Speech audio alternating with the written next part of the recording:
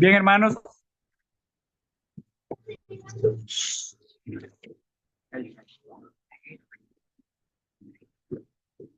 Buenas noches, hermanos. Que el Señor les bendiga.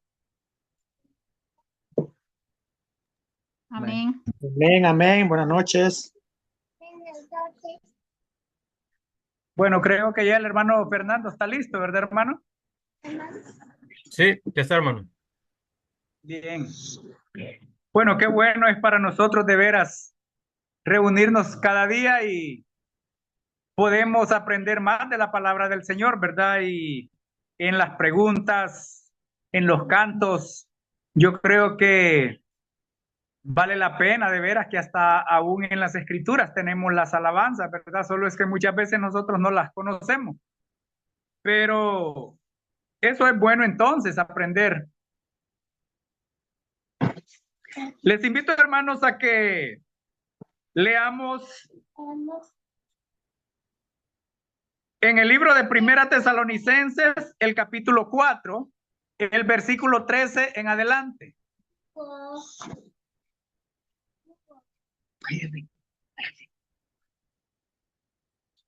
Calladito, calladito.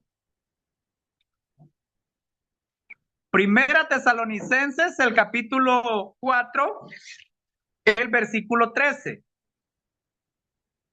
En adelante, cuando ya lo tengamos, me avisan para que lo leamos.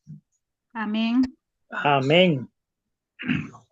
Y en esta ocasión, hermano, quiero que aprendamos algo de la palabra del Señor con respecto a la venida del Señor. Hay muchas cosas que nosotros desconocemos, las cuales es maravilloso darnos cuenta entonces lo que será el arrebatamiento, y de esto habla la Biblia. Amén. Primera Tesalonicenses, el capítulo 4, el versículo 13 en adelante. Permítame que aquí no lo han hallado todavía.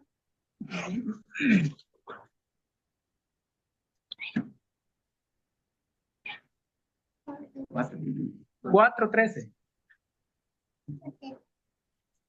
Bueno, dice la escritura: tampoco queremos, hermanos, que ignoréis acerca de los que duermen, para que no os entristezcáis como los otros que no tienen esperanza.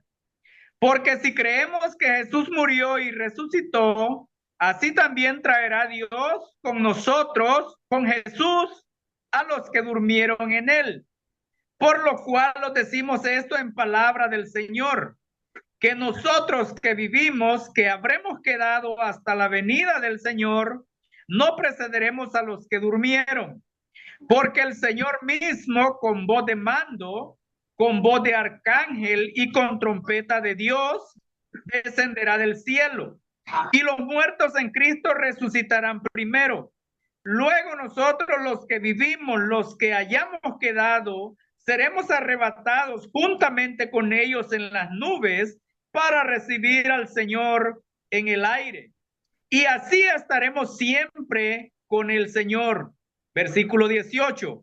Por tanto, alentaos los unos a los otros con estas palabras. Que el Señor nos pueda bendecir con la lectura de su palabra. Amén. Qué maravilloso cómo el apóstol Pablo, hablando a los tesalonicenses, en el versículo 18, me encanta. Dice: por tanto, alentaos los unos a los otros con estas palabras.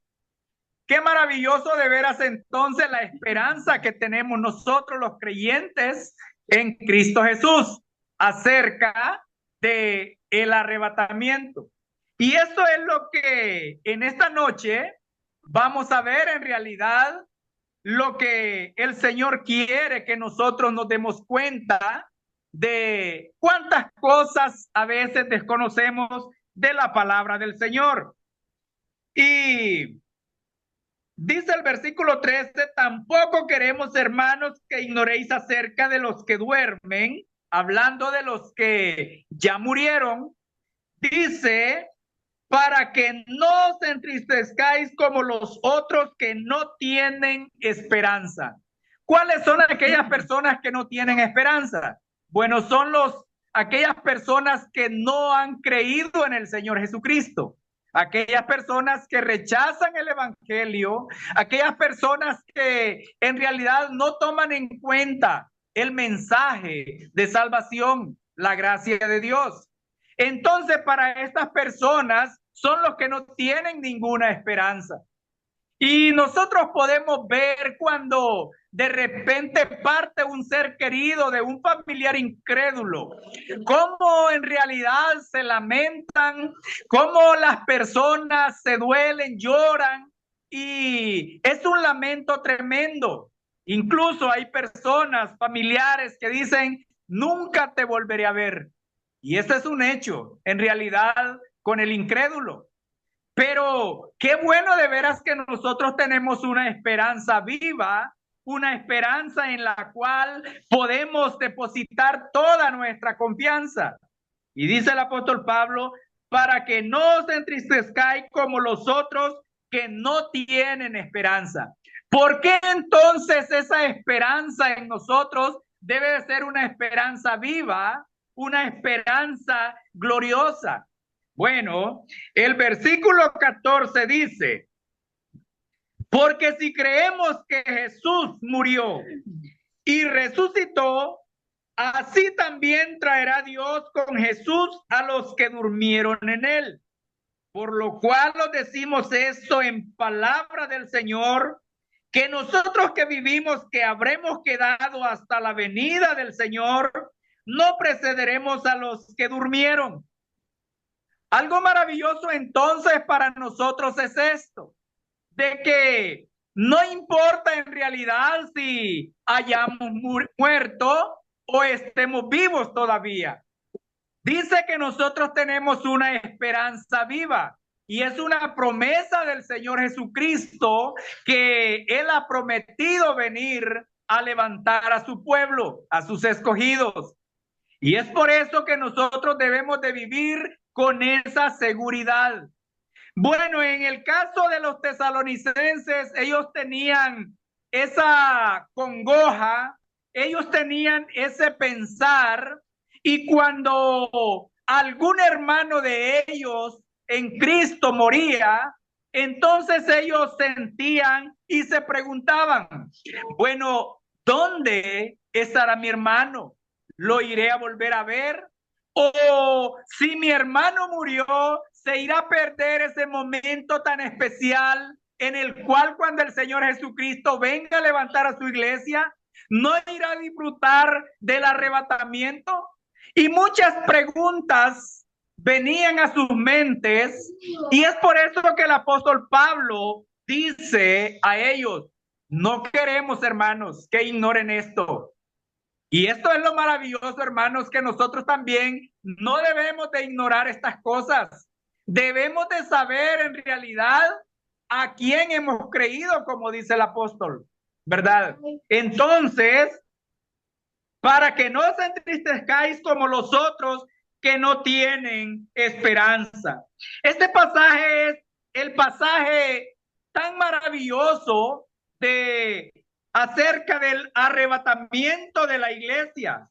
Los hermanos se preguntan cuántas cosas en realidad pasan por su mente, pero qué bueno que nosotros entonces podemos estar seguros. Dice el apóstol Pablo que los que han muerto se levantarán primero y los vivos, dice, seremos transformados para que juntos podamos recibir al Señor en el aire. No debemos de confundir, porque eso es el problema muchas veces, que nosotros confundimos el arrebatamiento de la iglesia con la presentación del Señor Jesucristo o la manifestación gloriosa aquí en la tierra cuando Él venga por segunda vez. Y estos son dos eventos separados. Entonces lo que el apóstol Pablo está hablando es del arrebatamiento de la iglesia. Y dice, porque si creemos que Jesús murió y resucitó, así también traerá Dios con Jesús a los que durmieron en él. Bueno, esto sucederá en ese momento, en un abrir y cerrar de ojos, como dice el apóstol Pablo, y podemos darnos cuenta entonces lo que puede suceder, el arrebatamiento en cualquier momento, pero la revelación cuando el Señor Jesucristo regrese a la tierra, esto sucederá después del arrebatamiento, después de la tribulación de aquellos días. Entonces aparece la señal del Hijo del Hombre en el cielo, y él viene, cuando él viene por segunda vez a la tierra. Miremoslo allí en Segunda Tesalonicenses 1:17. Segunda Tesalonicenses 1:7, perdón.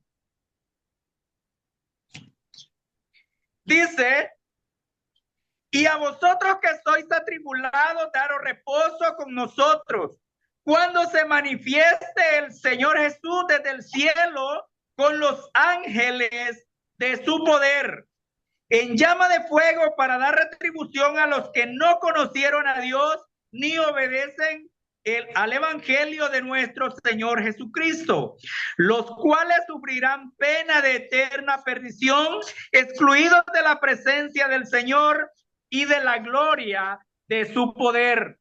Nos damos cuenta entonces que cuando la manifestación del Señor Jesucristo, cuando Él viene por segunda vez a la tierra, entonces allí está hablando para aquellas personas que se quedaron.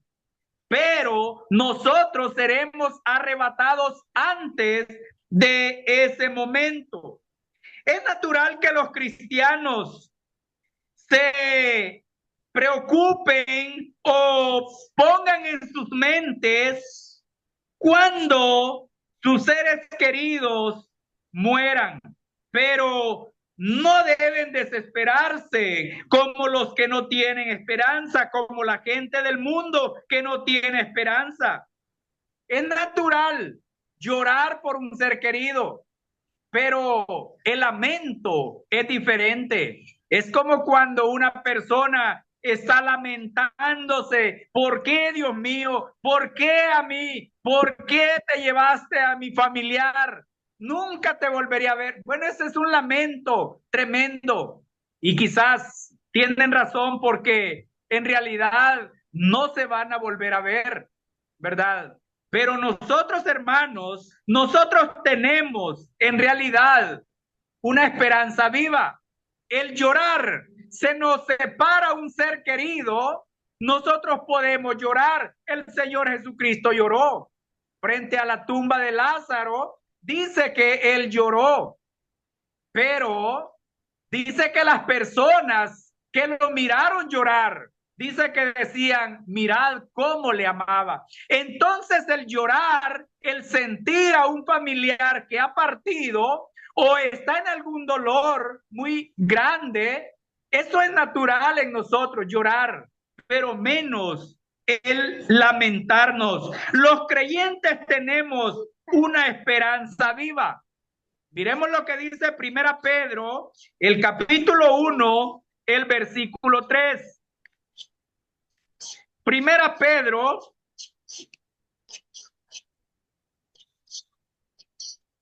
capítulo 1, el versículo 3.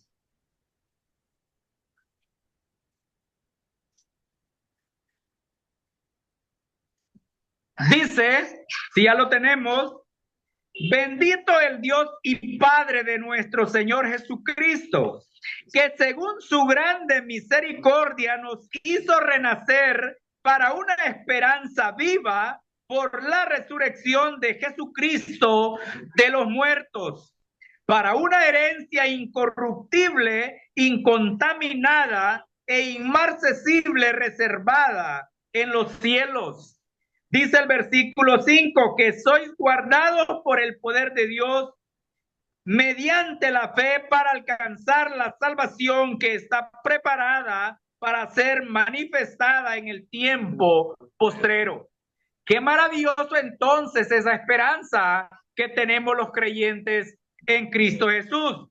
Dice el apóstol Pedro, para una herencia incorruptible, algo que no se corrompe. Lo que está guardado en el cielo para nosotros es algo que no se corrompe.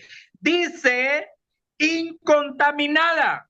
Eso no se contamina absolutamente con nada del pecado. Es totalmente una herencia santa. Pero también dice que es inmarcesible, o sea que no se marchita. Tendrá la brillantez tal como es la gloria del Señor Jesucristo. Nunca, nunca la vamos a ver marchita. Y eso es en realidad lo que está preparado para nosotros los creyentes en Cristo Jesús en el arrebatamiento. El dormir en Cristo literalmente es puesto a dormir. O sea, cuando un creyente muere, es como que el Señor Jesucristo lo tome y lo pone a dormir en realidad, ¿verdad? Porque dice que el creyente solo duerme. Primera Tesalonicenses, el capítulo 4 y el versículo 14. Dice, porque si creemos que Jesús murió, aquí morir, la palabra que dice dormir acá, es la misma palabra de morir. Porque si creemos que Jesús murió y resucitó, así también traerá Dios con Jesús a los que durmieron en él.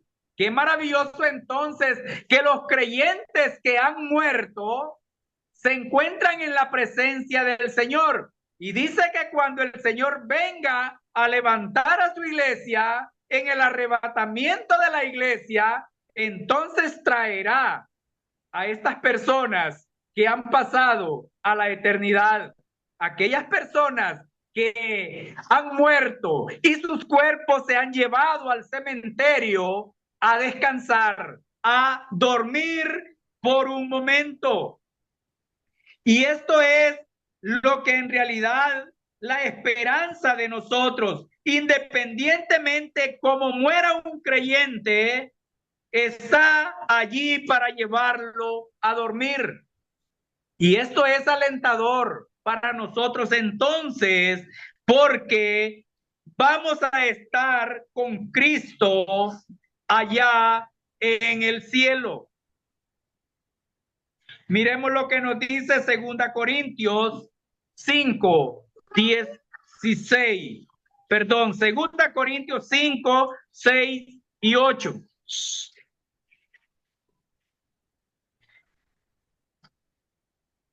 Primera Corintios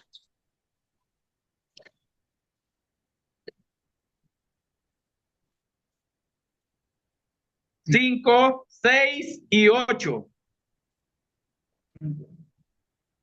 5, 6 y 8. Perdón, hermano, 2 Corintios. 2 Corintios, ¿qué, hermano? 5, 6 y 8.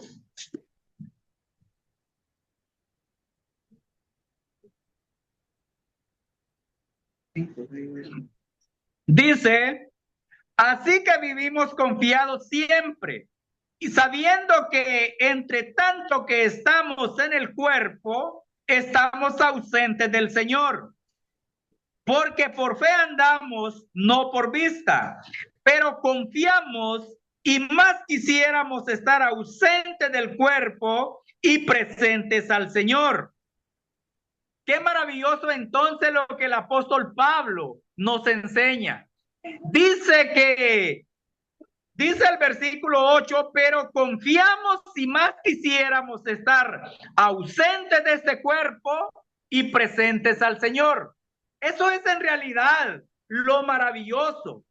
El cuerpo es el que descansa allí en el cementerio. Nuestra alma, nuestro espíritu es levantada a la presencia del Señor mismo. O sea que la palabra cementerio significa lugar para dormir.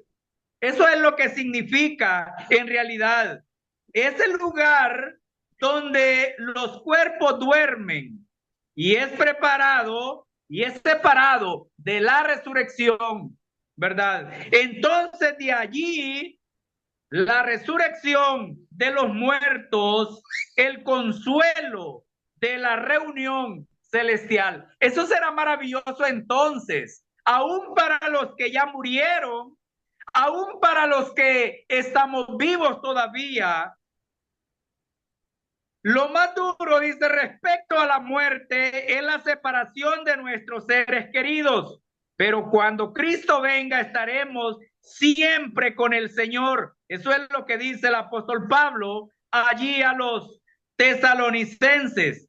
Estaremos siempre con el Señor, como los que han muerto. Nosotros también, como vivos, estaremos allí mismo en ese lugar de bendición eterna. Estaremos siempre con el Señor. Tendremos nuevos cuerpos. Miremos lo que nos dice Primera Juan, el capítulo 3, el versículo 1. Primera Juan,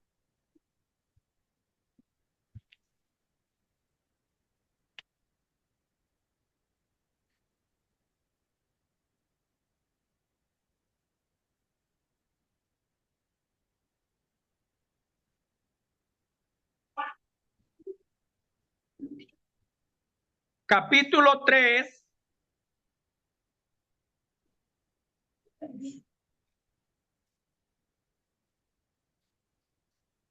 Ya lo tenemos. Amén. Dice Primera Juan, el capítulo 3, el versículo 1 al 3, dice: mirad cuál amor nos ha dado el Padre, para que seamos llamados hijos de Dios. Por esto el mundo no nos conoce, porque no le conoció a Él. Amados, ahora somos hijos de Dios, y aún no se ha manifestado lo que hemos de ser. Pero sabemos que cuando Él se manifieste, seremos semejantes a Él, porque le veremos tal como Él es. Y todo aquel que tiene esta esperanza en Él, se purifica a sí mismo, así como Él es puro. Qué maravilloso entonces para cada uno de nosotros. El cuidado que debemos de tener en nuestro diario vivir para tener esta esperanza segura. Dice el apóstol Juan: mirad cuál amor nos ha dado el Padre para que seamos llamados hijos de Dios. Por eso dice, el mundo no nos conoce, porque no le conoció a Él, ¿verdad? Por eso los creyentes somos extraños al mundo. Es por eso que nosotros debemos de guardarnos para el Señor y no mezclarnos en cosas del mundo, teniendo esta esperanza que tenemos los creyentes en Cristo. En Filipenses, el capítulo 3, el versículo 20 y 21, miremos Filipenses 3, 20 y 21.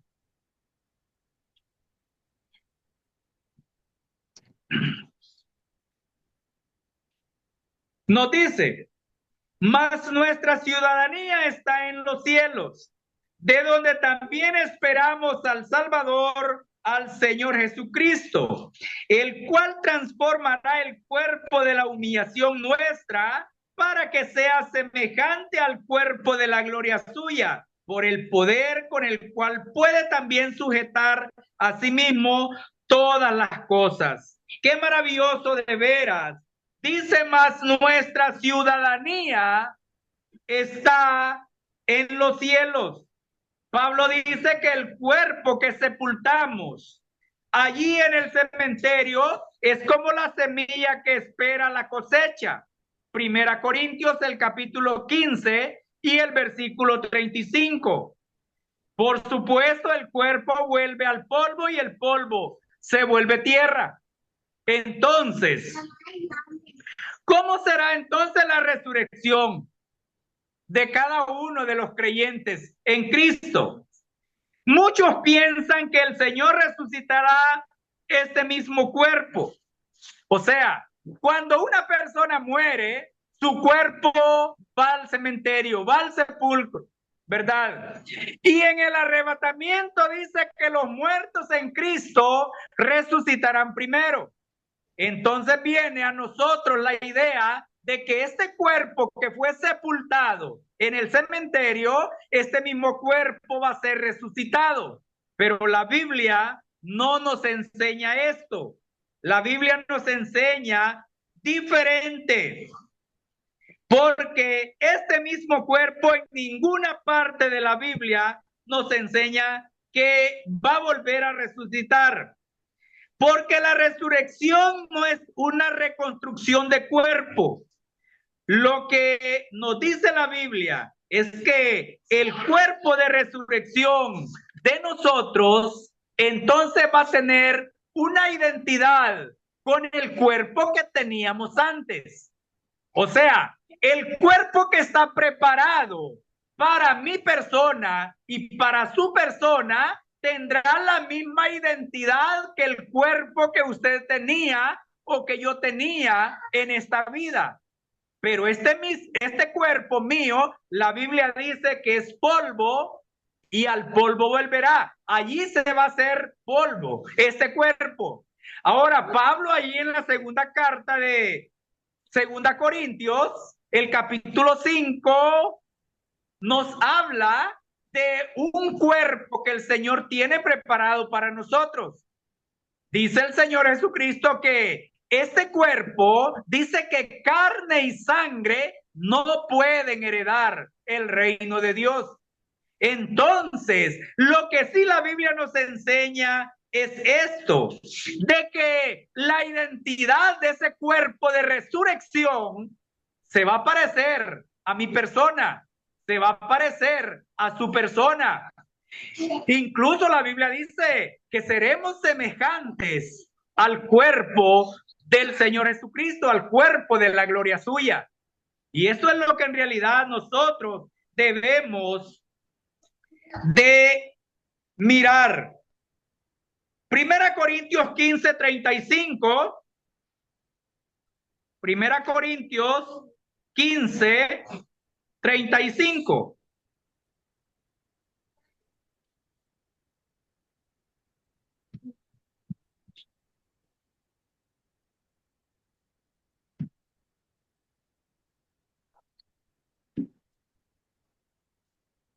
Nos dice 1 Corintios 15:35. Dice, pero dirá alguno, ¿cómo resucitarán los muertos? ¿Con qué cuerpo vendrán? Necio, lo que tú siembras no se vivifica si no muere antes. Y lo que siembras no es el cuerpo que ha de salir, sino el grano desnudo, ya sea de trigo o de otro grano. Pero Dios le da el cuerpo como Él quiso, y a cada semilla su propio cuerpo. Aquí podemos darnos cuenta entonces. Dice el apóstol Pablo, necio, dice el versículo 36. Pero el versículo 35 dice y hace una pregunta. Y esa pregunta la podemos hacer nosotros también en nosotros mismos. Y dice, pero dirá alguno, ¿cómo resucitarán los muertos? ¿Con qué cuerpo vendrán? ¿Se ha preguntado usted? ¿Se ha hecho usted esa pregunta? ¿Con qué cuerpo resucitarán los muertos que fueron sepultados, aquellos que murieron en el Señor Jesucristo? ¿Qué cuerpo traerán? Bueno, el apóstol Pablo dice, el versículo 36 contesta la respuesta. Necio, lo que tú siembras no se vivifica si no muere antes. Y lo que siembras no es el cuerpo que ha de salir, sino el grano desnudo. Un ejemplo que nosotros conocemos es, por ejemplo, en la agricultura. Si sembramos maíz, nosotros vamos a sembrar un grano de maíz, no sembramos la planta, lo que es el cuerpo del grano de maíz. Entonces, cuando ese grano muere y todo el cuerpo del grano se ha deteriorado, se ha podrido en la tierra, entonces de allí surge una espiga y ahora viene el cuerpo de ese grano de maíz en una matita. Y así todo grano sembrado, él viene en una matita, no viene el mismo grano como se sembró. Bueno, esa es la idea del cuerpo que ha sido sepultado. Pero algunos se preguntarán, dice Pablo, ¿con qué cuerpo vendrán? Y yo creo que más de alguno de nosotros nos hemos hecho esa pregunta, ¿verdad? Pero la Biblia nos responde que no es este mismo cuerpo. Entonces lo que sí la Biblia nos enseña es que el cuerpo de resurrección de cada uno de nosotros entonces trae la misma identidad de el cuerpo que teníamos nosotros en vida. Y esto es lo que vale la pena entonces que nos demos cuenta de todas las cosas que están sucediendo o van a suceder en el momento del arrebatamiento de la iglesia, para que nosotros podamos entender esto. Bueno, quiero que miremos 4 razones por las cuales tenemos que ser arrebatados, ¿verdad? Dice el Señor Jesucristo que nosotros somos sus hijos. Dice 1 Juan, el capítulo 3, amados, ahora somos hijos de Dios. Y todos aquellos que hemos creído en el Señor Jesucristo, somos hijos de Dios. Ahora, ¿por qué el Señor Jesucristo, si Él nos ha comprado, si somos sus hijos, por qué tiene el creyente que ser arrebatado? Bueno, hay 4 razones, hermanos, por las cuales tenemos que ser arrebatados. Primeramente, seremos arrebatados porque no habrá advertencia para el arrebatamiento de la iglesia. No hay un día señalado. Entonces, por eso tenemos que ser arrebatados. Miremos allí mismo en el libro que estamos leyendo, capítulo 5, versículo 1. Primera Tesalonicenses, capítulo 5, versículo 1 al 10.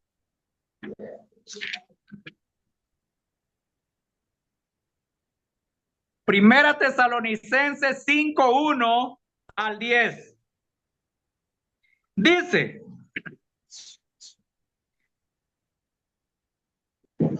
pero acerca de los tiempos y de las ocasiones, no tenéis necesidad, hermanos, de que yo os escriba, porque vosotros sabéis perfectamente que el día del Señor vendrá así como ladrón en la noche, que cuando digan paz y seguridad, entonces vendrá sobre ellos destrucción repentina, como los dolores de la mujer encinta, y no escaparán. Mas vosotros, hermanos, no estáis en tinieblas, para que aquel día os sorprenda como ladrón, porque todos vosotros sois hijos de luz e hijos del día, no somos de la noche ni de las tinieblas. Por tanto, no durmamos como los demás, sino velemos y seamos sobrios. Pues los que duermen de noche duermen, y los que se embriagan de noche se embriagan. Pero nosotros que somos del día seamos sobrios, habiéndonos vestido con la coraza de fe y de amor y con la esperanza de salvación como yelmo, porque no nos ha puesto Dios para ira, sino para alcanzar salvación por medio de nuestro Señor Jesucristo, quien murió por nosotros para que ya sea que velemos o que durmamos, vivamos juntamente con Él. Por lo cual, animaos unos a otros y edificaos unos a otros, así como lo hacéis. Podemos darnos cuenta entonces de que no hay advertencia para el arrebatamiento. Mire cómo comienza el versículo 1 del capítulo 5. Pero acerca de los tiempos y de las ocasiones no tenéis necesidad, hermanos, que os escriba. ¿Por qué el apóstol Pablo dice a los hermanos tesalonicenses que no es necesario que les escriba eso? Bueno, la respuesta está en el versículo 2. Porque vosotros sabéis, dice, perfectamente que el día del Señor vendrá así como ladrón en la noche. Es otro punto que debemos de tener mucho cuidado en confundirlo, porque también es un evento separado. El arrebatamiento de la iglesia no es el día del Señor. El día del Señor es un periodo de tiempo en el tiempo de la tribulación. Y dice que Él vendrá como ladrón en la noche. Pero acerca del arrebatamiento, dice el apóstol Pablo, no tienen necesidad, hermanos. Ustedes ya perfectamente saben que lo que va a suceder, de eso ya no les puedo explicar, ya se los explicamos. Y allí está explicado en el capítulo 5, versículo 1, el 2 y el 3. Porque a los creyentes en el arrebatamiento tenemos que ser arrebatados por eso. No hay una advertencia y como Dios dice, no nos ha puesto para juicio, dice el versículo 9, porque no nos ha puesto Dios para ira, sino para alcanzar salvación por medio de nuestro Señor Jesucristo. Entonces los creyentes seremos arrebatados antes del día del Señor. El día del Señor será un día, un periodo de tiempo de 7 años de tribulación. Ese es el día del Señor. Pero dice que Él vendrá, dice, como ladrón en la noche. O sea, la idea no es que Él viene a escondidas. Como ladrón en la noche, Él viene porque el ladrón, dice la Biblia, solo vino para hurtar, matar y destruir. Y la ilustración del día del Señor dice que Él viene como ladrón porque en el momento después de la tribulación de aquellos días, el Señor viene, no a escondidas, porque la venida de Él a la tierra va a ser visible, pero Él viene a juzgar al mundo. Y eso es lo que el ladrón viene a hacer cuando visita una casa, viene a destruir, ¿verdad? Entonces, cuando la Biblia nos enseña esto, dice el apóstol Pablo, ustedes ya no tienen necesidad de esto. Esto ya lo conocen perfectamente, que el día del Señor vendrá como ladrón, ¿verdad? O sea, Él viene a castigar el pecado en el mundo, pero la iglesia tiene que ser arrebatada antes del día del Señor, antes de la tribulación. Segundo punto, ¿por qué tenemos que ser arrebatados? ¿Por qué la iglesia tiene que ser arrebatada? Bueno, tiene que ser arrebatada porque Satanás va a impedir en realidad el arrebatamiento de la iglesia. Satanás quiere que la iglesia siempre esté en este mundo y él estará haciendo daño a los creyentes. Y es por eso que el arrebatamiento tiene que suceder, porque Satanás se va a oponer. Si nosotros vemos cuando la oración de Daniel dice que Dios mandó un ángel a contestar la oración de Daniel. Y dice que Satanás se le opuso en el camino. Cuando el ángel venía, dice que Satanás se le atravesó. Supuestamente, dice la Biblia que Satanás es el príncipe de la potestad del aire. O sea que Satanás opera de las nubes hacia abajo. Él no puede en realidad cruzar más arriba. Él opera de allí para abajo. Él controla las ondas de radio. Él controla las ondas de televisión. Él controla los teléfonos. Él controla todo en este mundo a través de ondas en el espacio, ¿verdad? Y es por esto que dice cuando el ángel venía, entonces Satanás se le opuso en el camino y lo detuvo 21 días. Y el ángel venía a darle la respuesta a Daniel hasta que dice que Dios mandó otro ángel y entonces llegaron hasta donde Daniel a darle el mensaje que Dios le mandaba. De igual manera, Satanás se opondrá a que la iglesia suba al cielo. Miremos allí lo que dice Segunda Tesalonicenses, el capítulo 2, el versículo 4. Segunda Tesalonicenses, el capítulo 2 y el versículo 4 dice: el cual se opone y se levanta contra todo lo que se llama Dios y es objeto de culto, tanto que se sienta en el trono de Dios como Dios, haciéndose pasar por Dios. Y ahora dice el apóstol: ¿no os acordáis que cuando yo estaba con vosotros os decía esto? Y ahora vosotros sabéis lo que lo detiene, a fin de que a su debido tiempo se manifieste, porque ya está en acción en el mundo. Satanás está en contra de la iglesia. Y es por eso que el Señor Jesucristo en el arrebatamiento no manda un ángel, dice el apóstol Pablo, porque el Señor mismo, miremoslo en el versículo 16 del capítulo 4 de Primera Tesalonicenses que estamos leyendo. Porque el Señor mismo con voz de mando, con voz de arcángel y con trompeta de Dios descenderá del cielo y los muertos en Cristo resucitarán primero. Luego nosotros los que vivimos, que habremos quedado, seremos arrebatados juntamente con ellos en las nubes para recibir al Señor en el aire y así estaremos con el Señor. Para terminar, solo vamos a ver los 2 puntos más que nos faltan, porque ya es hora. ¿Por qué tenemos que ser arrebatados? ¿Por qué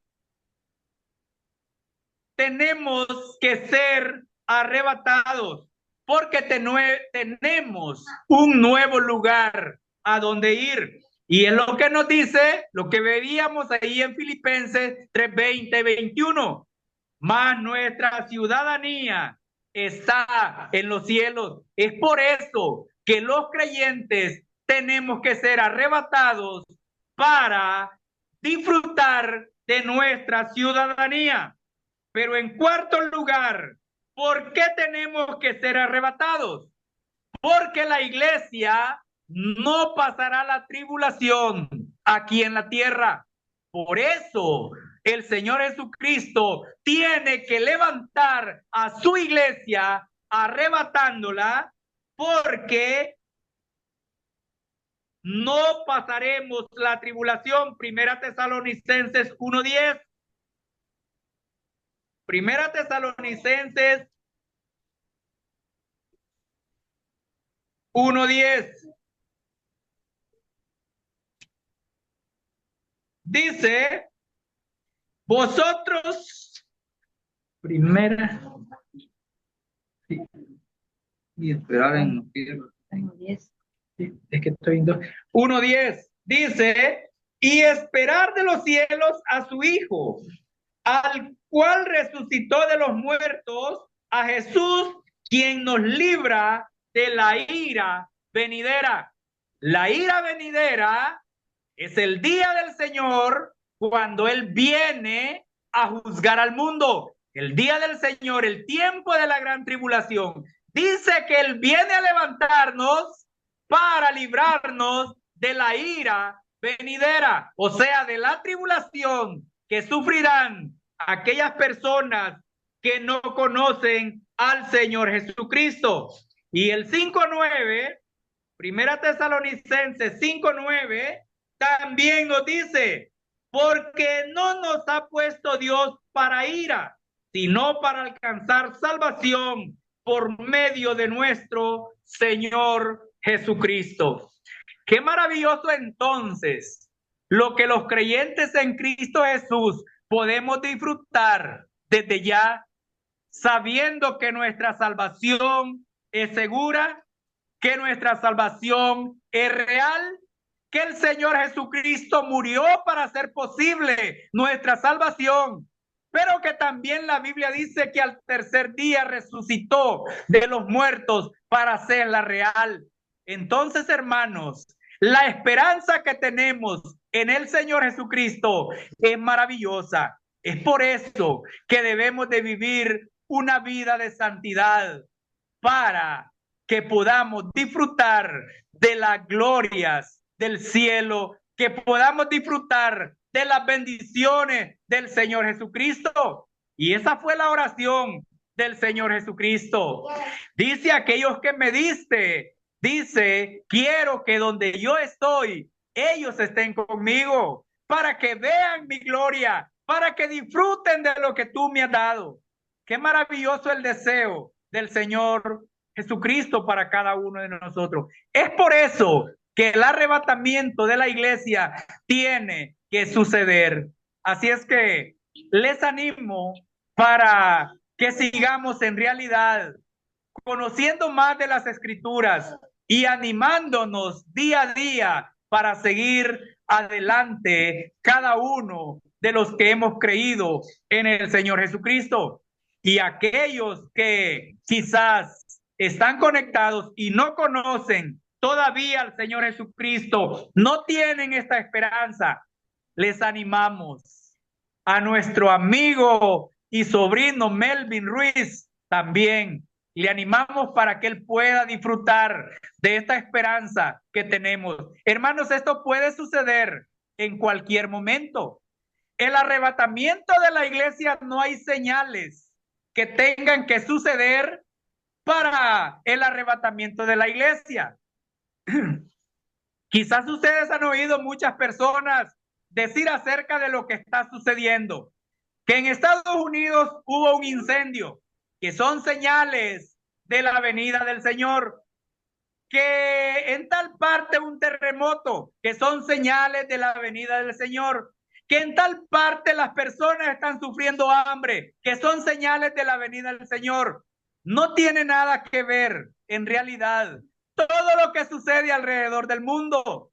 Para la venida del Señor, el arrebatamiento de la iglesia, no hay ninguna señal que tenga que acontecer. Lo encontramos en el libro de Juan 14:6. Dice el Señor Jesucristo allí en el libro de Juan 14, no se turbe vuestro corazón. Creéis en Dios, creed también en mí. En la casa de mi Padre muchas moradas hay. Si así no fuera, yo los hubiera dicho. Voy pues a preparar lugar para vosotros. Y si les preparo lugar, vendré otra vez. ¿Cuándo? No dijo. No dijo cuándo Él volvería por su iglesia. Pero ¿qué pasa con las personas que dicen que lo que está sucediendo hoy en día son señales del arrebatamiento de la iglesia? Bueno, es porque confundimos la presentación del Señor Jesucristo en la tierra cuando Él venga por segunda vez con el arrebatamiento de la iglesia, que son dos eventos por separados. Entonces, eso debemos de tener en cuenta. El arrebatamiento puede suceder hoy, en esta misma noche, en este mismo momento y no hay ninguna señal que haya acontecido para eso. Por eso debemos estar preparados para que en cualquier momento que suceda el arrebatamiento podamos ser transformados juntamente con los muertos que han muerto en Cristo para recibir al Señor en el aire. Y dice el apóstol Pablo en el versículo último: por tanto, alentaos los unos a los otros con estas palabras. Estas palabras son maravillosas en realidad. Esto alienta mi corazón, esto alienta mi alma, alienta mi vida a vivir una vida fiel a mi Señor Jesucristo. Hermanos, les animo para que todos juntos podamos hacerlo. Que el Señor nos bendiga. Amén.